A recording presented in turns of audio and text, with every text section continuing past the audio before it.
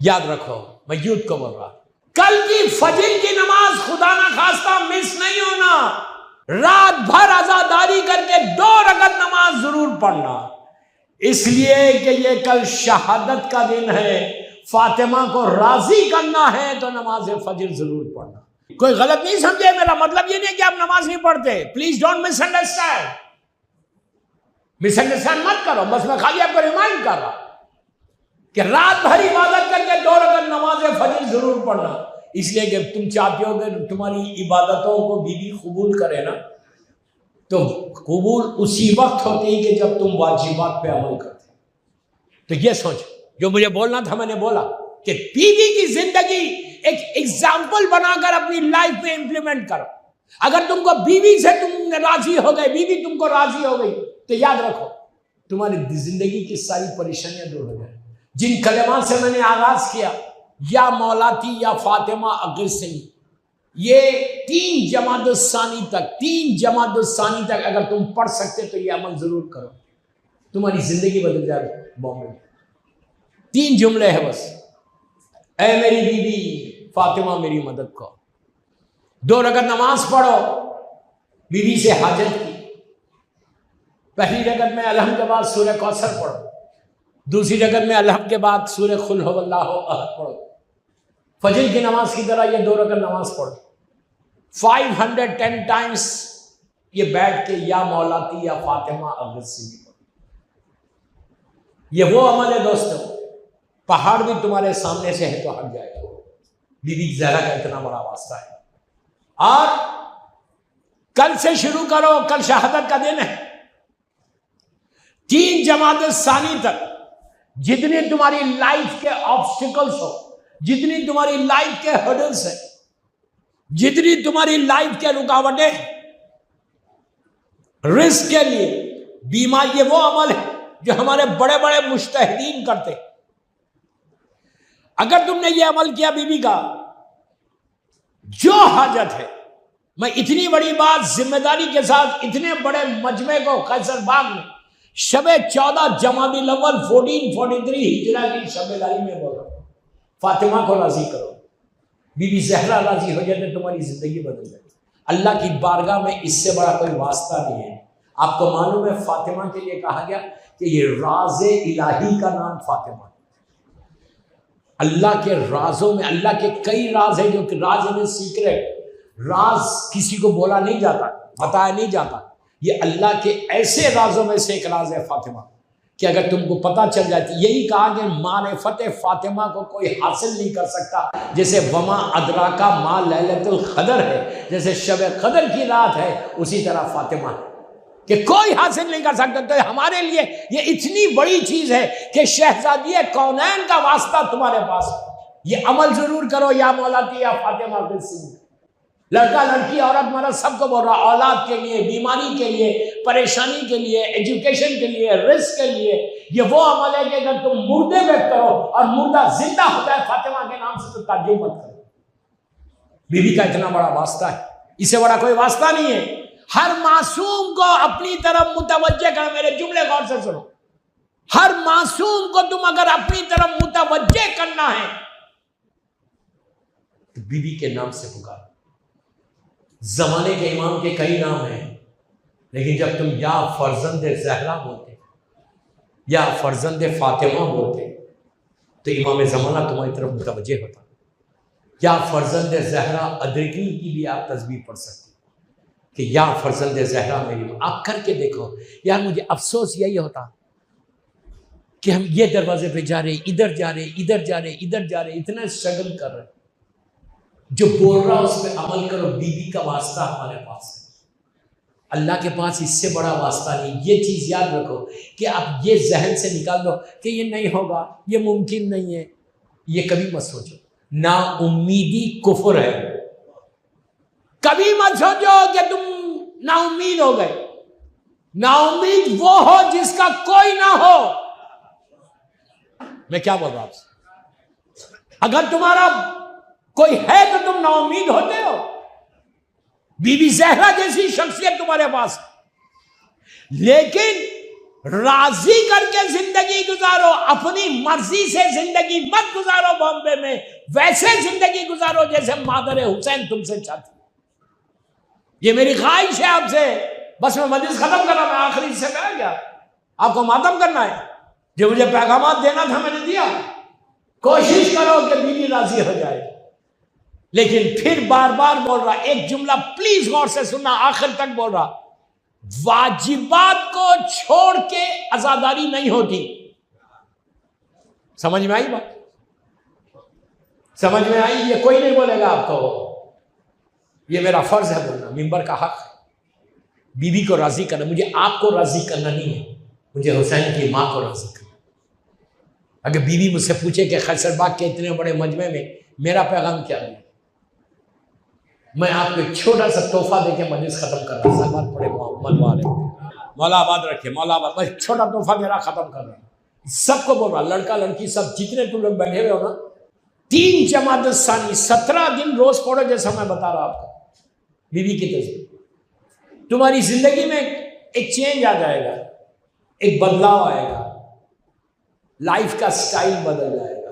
But if you follow the path of Bibi Zahra, اگر تم بیوی کے راستے پہ چلو گے، اگر بیوی کی بات سنو گے، فاطمہ ہم سے کچھ نہیں چاہتی، وہ زمین اور آسمان کی مالک کا نام فاطمہ ہے، شافی روز محشر کی بیٹی کا نام فاطمہ ہے، روز محشر ڈے آف ججمنٹ میں ہماری سفارش کرنے والی کا نام فاطمہ ہے، ہماری زندگی کو بدلنے والی کا نام بی بی زہرا ہے۔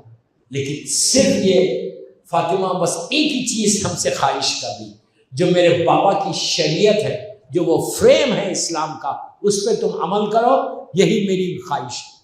جس کے لیے میرے بیٹے حسین نے کربلا میں پورا اپنے گھر کو لٹایا، بس تم اس کو فالو کرو، سیرت حسین کو فالو کرو، حلال کرو، حرام سے اپنے آپ کو بچاؤ۔ وہ تسبیح ہے مظلوم بی بی زہرا جو تم نماز کے بعد پڑھتے، اس تسبیح کی 2 روایتیں، ایک روایت یہ کہ اللہ کے رسول نے کے پاس بی بی زہرا گئی تھی اور جا کے کہا تھا کہ بابا میرے ہاتھ چکی چلا چلا کے زخمی ہو گئے، آپ مجھے کنیز عطا کریں۔ تو اللہ کے رسول نے کہا تھا تم یہ تسبیح پڑھو، بی بی نے تسبیح، ایک روایت یہ ہے، ایک روایت بی بی کی شادی کی روایت ہے،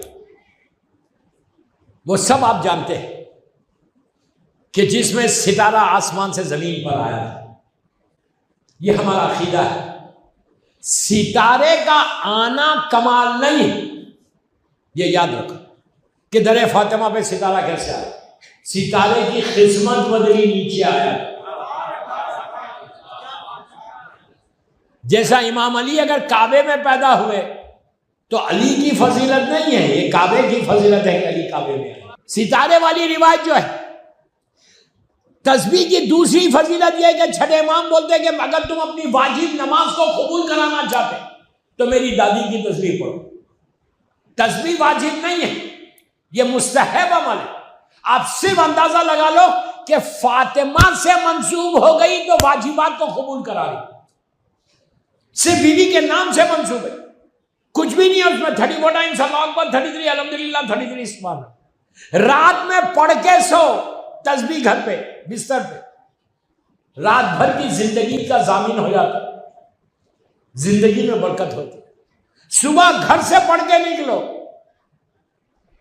اللہ یہ تسبیح کی برکت سے تم کو کامیابی دیتا۔